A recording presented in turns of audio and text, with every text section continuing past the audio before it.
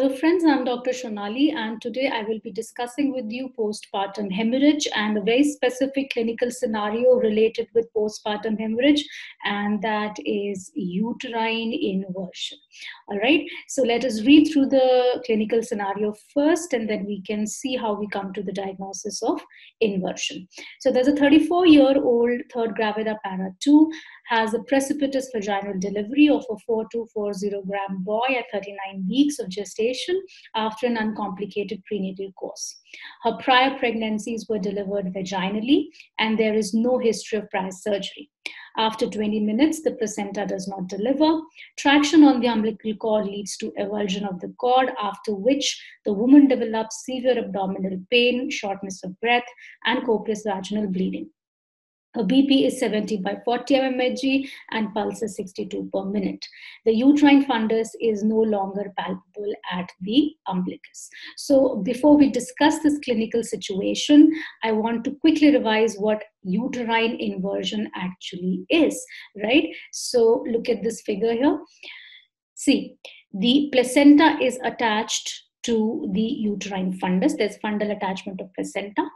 Sometimes when we give traction on the umbilical cord to deliver the placenta, we can give force enough to pull the fundus down. Okay, and that is what happens. The fundus dips down,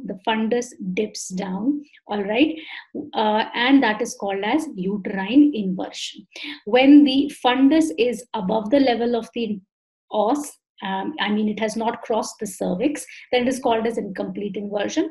Once the fundus has crossed the cervix, that is called as complete inversion. And sometimes inversion can be complete to the extent that the inverted fundus is lying here. The inverted fundus can lie all the way out of the vagina, all the way out of the introitus. Okay, now imagine this uterine inversion like inverting a socks.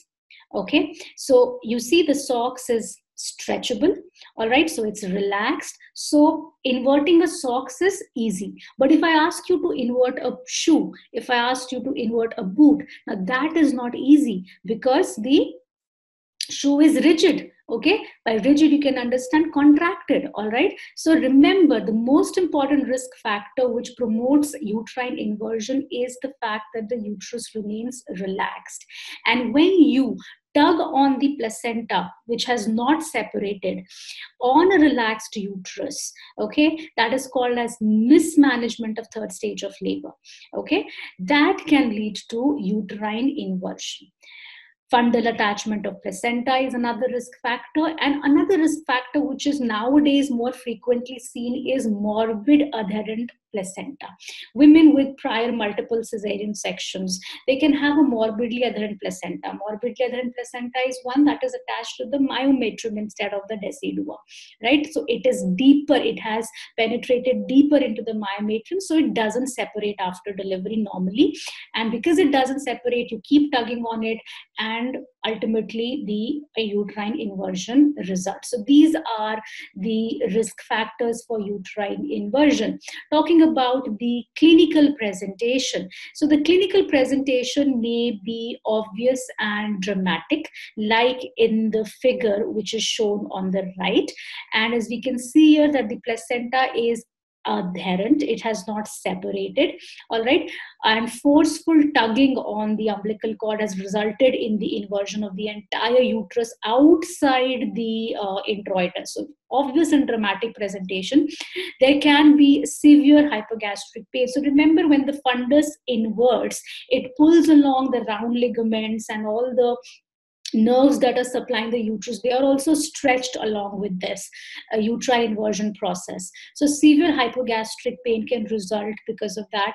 And again, this stretching of the nerves can also lead to shock. So initially in uterine inversion, the shock is neurogenic, leading to hypotension and bradycardia, right? But later on, I told you that the uterine inversion happens on a relaxed uterus, and when the uterus is lying outside inverted, it is not contracting, right? So that is not a normal anatomical situation to be. So it is not contracting, and that is leading to excessive bleeding. So initial neurogenic shock will later on become a hemorrhagic or a hypovolemic shock. So that is about the clinical presentation. Okay, and let us now see how this all fits into our clinical scenario. So let's read this again, and we will figure out how the diagnosis of uterine inversion has been made. So multigravida, precipitous vaginal delivery, big size baby, over distension of the uterus, all risk factors for uterine atonicity, right? Placenta has not delivered or probably not separated. Traction has led to avulsion of the cord. So somewhere probably mismanagement of third stage has happened.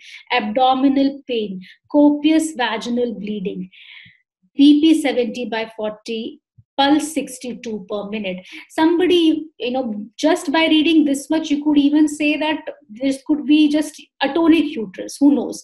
But the clinching diagnosis here is fundus is no longer palpable at the umbilicus, because the fundus had dipped down, and that is why it is not palpable properly. So that is why the diagnosis here is uterine inversion.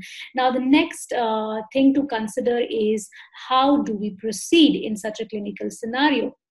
So, obviously, we will have to summon assistance. Okay, obviously, we will have to summon assistant. We'll have to call for help. That is what is important. All right. So like example, if you are the junior resident or the postgraduate who's delivering, or first graduate, postgraduate, first year postgraduate who's delivering, then you need to call the senior person on call. You need to call the consultant or see an obstetrician. You need to ask for the help of anesthetist, so you need to call them up. You need to call your staff also together, because somebody will have to start a IV line, wide bore IV line need to be started, because obviously she's hypotensive, right? You will have to cross match blood, and that has to be taken care of. Somebody will have to catheterize the woman, empty the bladder, so that the reposition is facilitated. So simultaneously, while doing all these resuscitative efforts, you have to try immediate manual replacement one, because that is your window there, right? The uterus is relaxed, and imagine again, you have inverted the socks. Now you want to evert the sock out again. So if it is relaxed, you can do it.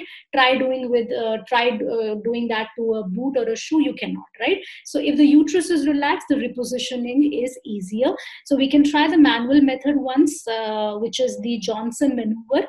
Okay, so we can see here that the fundus is cupped in the hand, and initially what will happen, we will begin the replacement of the edges of the inverted fundus first, and finally the tip will be the last thing to go back.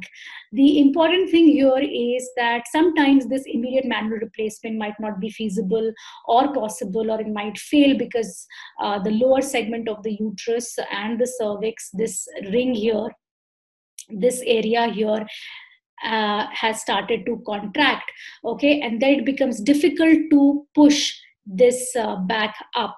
So for that, one needs to use the anesthesia or tocolysis. So anesthesia plus minus tocolysis, as and when required, needs to be used, right? So if a woman is already in epidural anesthesia, well and good, that can be utilized, or maybe sometimes propofol anesthesia, general anesthesia needs to be used. And then we can again try this manual replacement under anesthesia, right?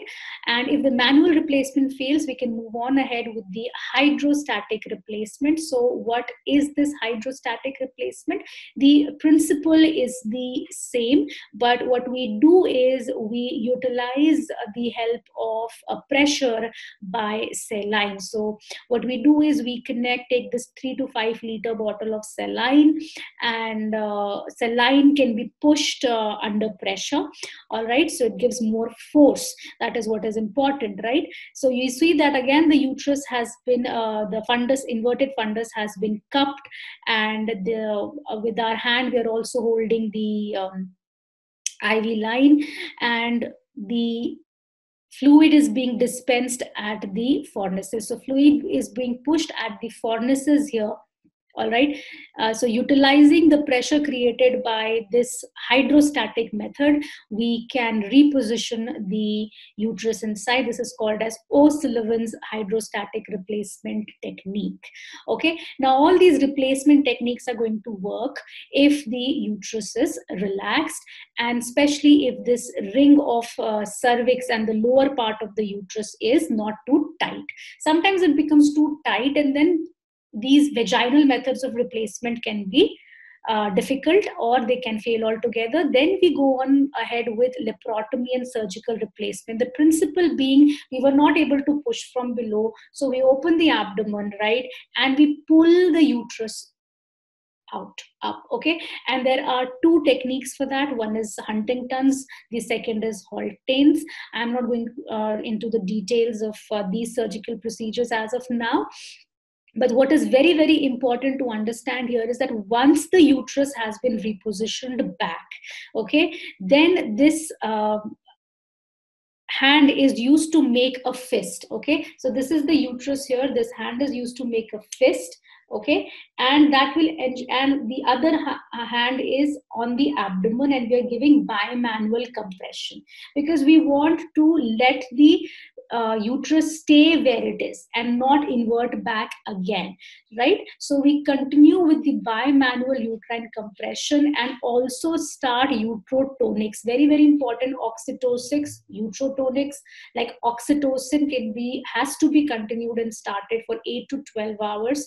After uterine replacement, antibiotic prophylaxis needs to be given, but we have to ensure that contractions are there and the uterus is contracting. Once we have ensured that contractions are started, we can take out our hand and we can stop the bimanual uterine compression. Okay, so very, very important thing to remember that uterine inversion can happen if we are not following the protocol of active management of third stage of labor properly. Some mismanagement has been done that can lead to uterine inversion. We have to act quickly, otherwise the woman can lose a lot of blood. All right, manual replacement is a logical thing to do, but sometimes we can have difficulty because of the uterine contractions. Then we have to do it under anesthesia plus minus tocolysis. But once we have repositioned, then we don't want the uterus to be relaxed anymore, and we have to start oxytocin infusion to keep the uterus contracted for a longer duration of time. And this oxytocics need to be continued for about 8 to 12 hours after uterine replacement.